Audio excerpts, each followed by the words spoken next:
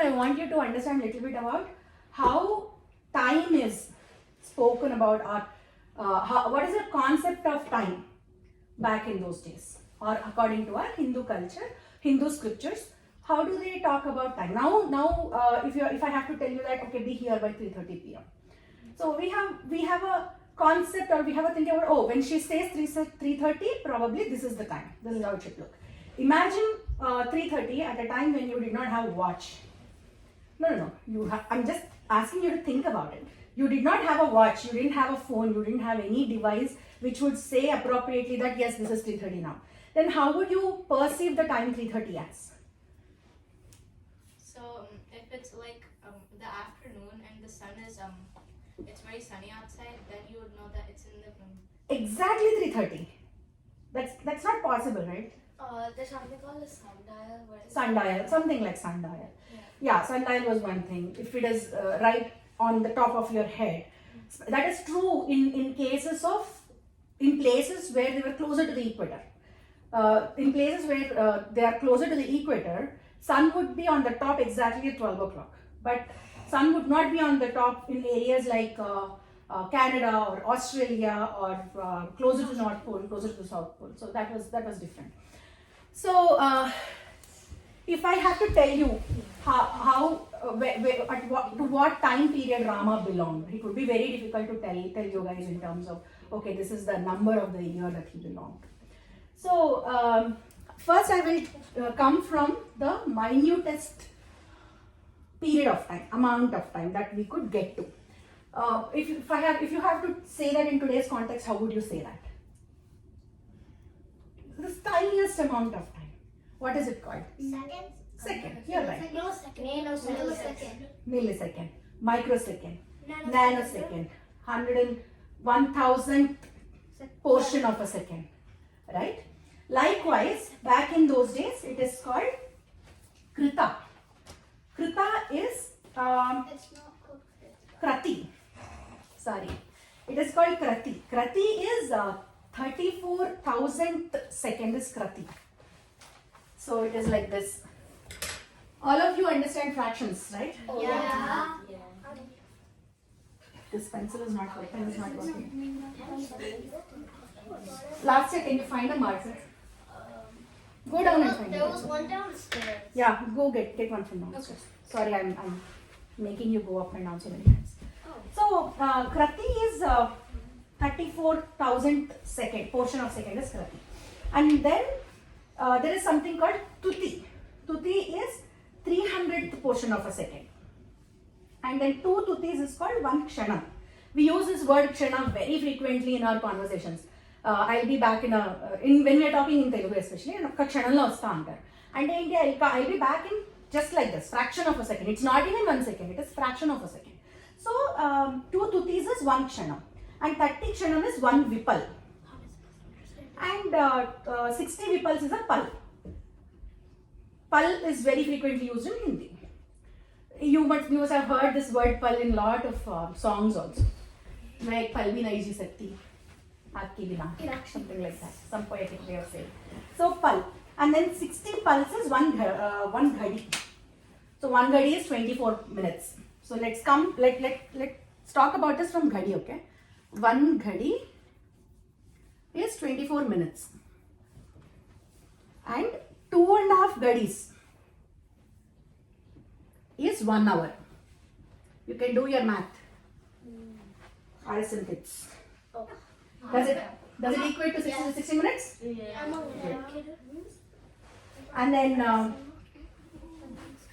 1 hour, ghadi antunnam kada. Ghadi is a Sanskrit word, right? So 1 hour is called as hora, H-O-R-A. Look at the similarity between this word and the English counterpart of it. From here you will be able to see that a little bit, okay? So 2.5 ghadis is 1 hour, which is called as 1 hora. And 24 horas is 1 day. 1 day is called divas. Right? 7 divas. 1 week. And what do you call week? Saptaha. Sapta means 7. Sapta means collection of 7 days. That is a week. And 4 saptahas is? A month. Yes. 1 Masam is what it is called in Telugu. 1 Ma is month. So, 12 months. Year. Before you go to month, there is a very interesting thing that you need to know. Where is this Lasya? Where are these things gone? What thing? The duster is not proper. Okay. 2 Mas is a Ritu. Year. Ritu ante season. 2 Mas is 1 season. So, according to this calculation, how many seasons do we have? We must have in India. 6 seasons. So, like you have some summer, autumn, Rain. fall is nothing but autumn, right? Monsoon is in India. Yeah, I'm talking about India. I'll tell you the Ritus, name of Ritus in India. Hold on there. Now you have 4, right? Summer, winter, Yeah. fall, and Spring. spring. Like that, we have 6 seasons in India. One is Vasanta, sorry, not Hemanta. Vasanta is the first one. Vasanta Ritu. Vasanta, Grishma, Varsha, Hemanta, Sarat, Sisira. So, what is the significance of each of these Ritus? Each of this Ritu comes with its own qualities. Like Grishma is very extremely hot. Varsha is the monsoon season, as you said. It rains, and Vasanta Ritu is the fall actually. Like our fall, all the trees shed the leaves and all that. And then Hemanta, Sarat, Sisira. Sisira is winter. Sarat, Hemanta Ritu, Sisira Ritu. So Sarat Ritu is the season where the moon is the brightest. Is very bright in that season. Sisira is the winter, and Hemanta has its own significance. So it's like that. So 6 Ritus is 1. Yeah, you're right. 1 year. And 100 years is? Yeah. And what is it called in Sanskrit? 1 Shatabdi. 10 Shatabdis. Called the millennium. Yes.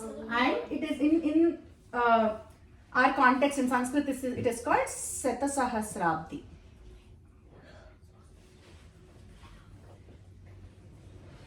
And now 432 of these Satasahasrabdis, SS is what I'm going to write, is Kali Yuga.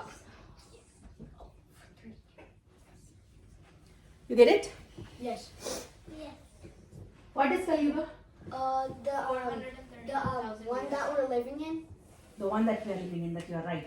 432,000 years is the time frame of this particular Yuga. This is from the tiniest amount of time to Kali Yuga. Now we will flip it around and see what is the maximum, like the biggest amount of time frame that we know of, that humankind knows about. Will come from the top down and bottom up approach. So we did bottom up now. From the tiniest we went to this many years. Now we will do top down.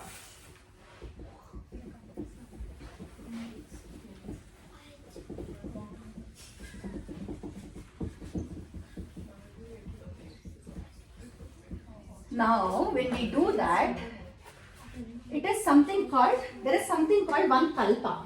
Okay. One Kalpa has 14 Manvantharas. Okay. We are in the 7th Manvanthara. So the first Manvanthara is here. 14th is here. Okay.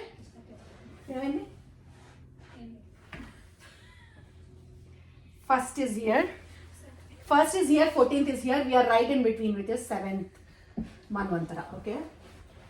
And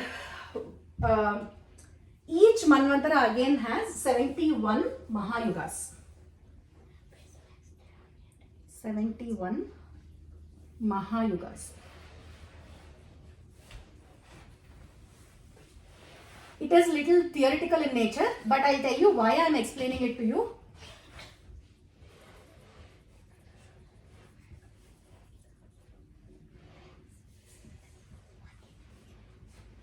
And within those 71 Mahayugas, we are in the 28th Mahayuga. Okay? 1, so on and so forth. Here is your 71. We are in the 28th, somewhere here, 28th.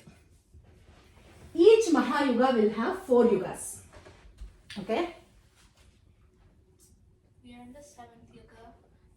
No, we are not in the 7th Four Yuga. yugas, bro. Oh yeah. You don't know anything.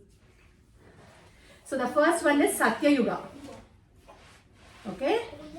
Satya Yuga, Treta Yuga, Dwapara Yuga, Kali. yes, Kali Yuga. These are the 4 yugas you have. And Kali Yuga is 432,000 years.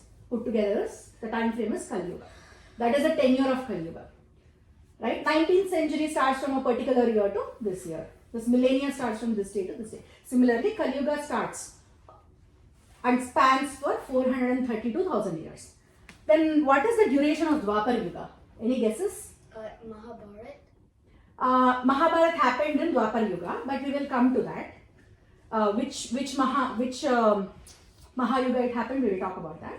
But the time period of the number of years of Dwapar Yuga is what I am talking about. Any guesses? It is exactly twice as Kali Yuga. So if no, that's not what I'm asking. 1,000 years. That is the tenure. I'm not asking when it started and when it ended. The tenure of that yuga is 864 years. So 432, 10 to the power of 3 is 432k is Kali Yuga. 864 10 into 10 power 3 is Dwapara. And 3 times 432 times 10 power 3 is Treta. 4 times 432 times 10 power 3 is Satya Yuga. Like this. So this is one Mahayuga. Okay? Any questions? I will wait for you here. Yes. When are we going to learn about the Mahabharata war? Mahabharata, if we have to learn, you have to first learn Ramayana. Mahabharata is even more complicated than what you're hearing about Ramayana. Okay, so you understood this concept. It is a lot of theory, but it is important for you. So 28th is where we are living, and every Manvanthara has one originator or ancestor to all of us. And one second, every Manvanthara is led by or started by someone called Manu. Manu is a title, like Indra, Manu is a title. And for the first Manvanthara, it is Swayambhu Manu. I did not read about it, but the name Swayambhu to me indicates that nobody created him, or maybe Brahma directly created him, or he was formed by himself, like Swayambhu Lingam, something that emerges by itself, something of that nature is Swayambhu. And we are in the 14th Manvanthara, and the Manu for this Manvanthara is Vaivasvata.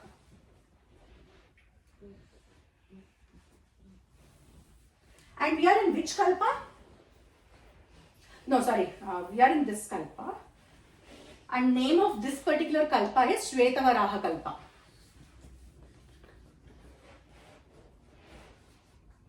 Shvetavaraha Kalpa.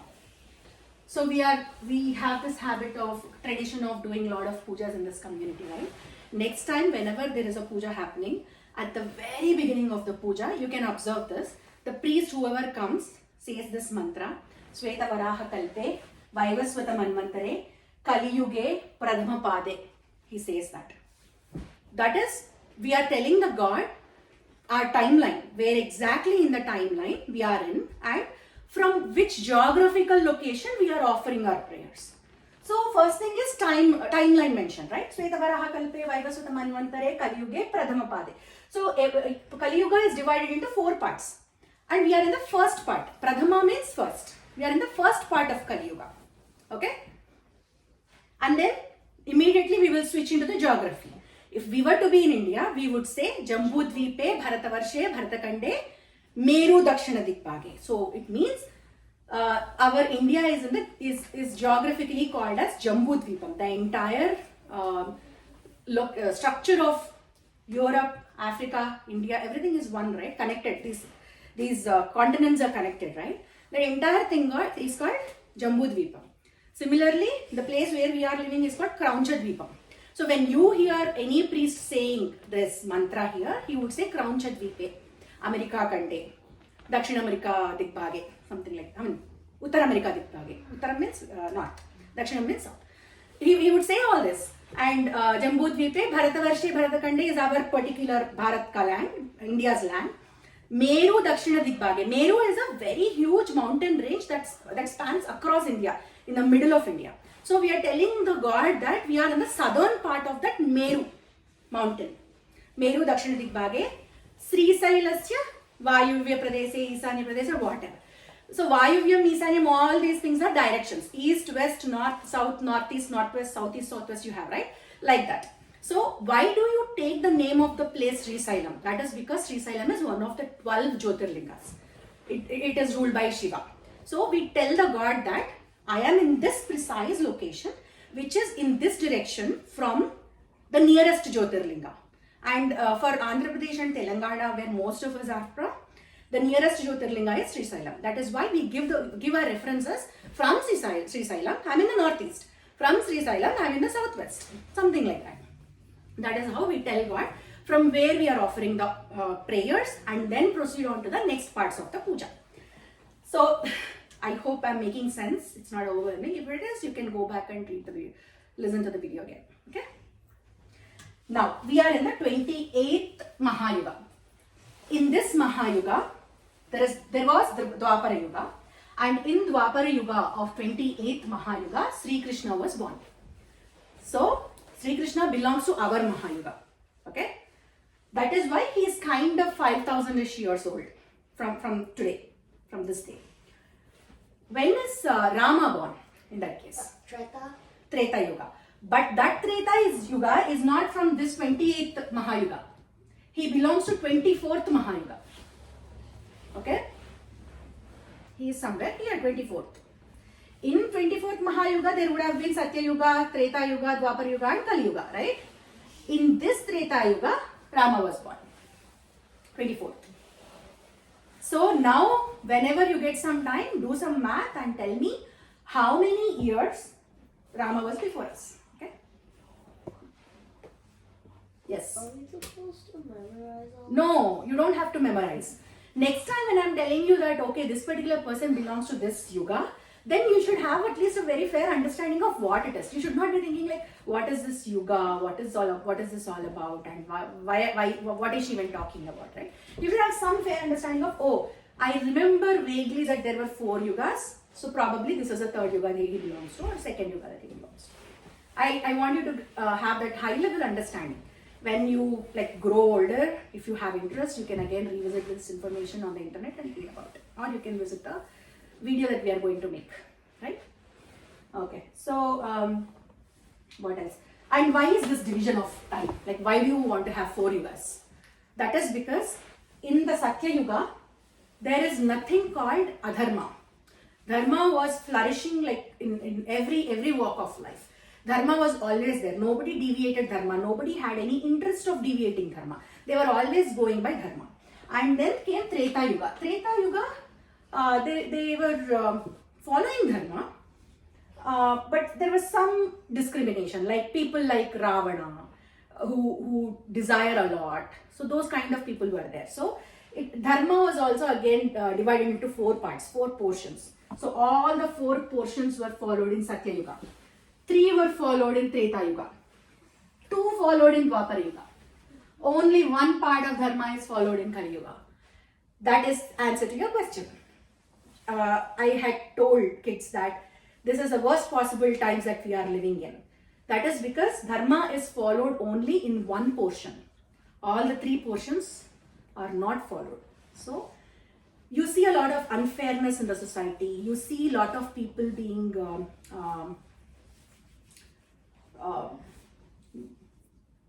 looked down upon, and people who are weak are kind of, you can move. People who are weak are not protected. Rather, they're just used as instruments to achieve some goals, or they're just made slaves. Things like that will happen in Kali Yuga. And according to even if you have watched Kalki movie, that is what they say, right? Adharma grows so much that one day Lord Vishnu again comes to earth in the form of Kalki, and he takes care of all the bad people and resurrects Dharma again, and then the Satya Yuga starts. Then we are in the 71st Mahayuga, right? We are in the 28th Mahayuga. Then the 29th Mahayuga would come after Kalki comes. That is the whole story of Kalki. Yeah. When will the 29th thing start? 29th Mahayuga will come after close to 4,20,000. I mean, 420k years or so, more than that. Because Kali Yuga just started. And at the beginning of Kali Yuga, you are seeing so much of wrath, hatred and all these things. The times to come are going to be even more difficult and even more. And you see all that in Kalki, right? All those negative things happening in Kalki, right? In the very first scene of Kalki, what does he show? He shows that one brother is trying to pawn his own sister. Give this bad sister to a bad guys. That is what he was trying to do. So there is no affection, or there is no everybody is selfish. Everybody is just thinking about themselves. They are not thinking about the person sitting next to them. They forget about thinking about the country or the world and things like that. They are not even thinking about their own siblings. So they are betraying their own people. So that is the nature of Kali Yuga, and we will be relieved. The world will be relieved of this kind of situations when Kalki comes. That is the belief in Hinduism. And as the movie says, he doesn't come in 2182 AD. That's not when he comes. He comes precisely after 400k years, 400k plus years. That is when Kalki would come.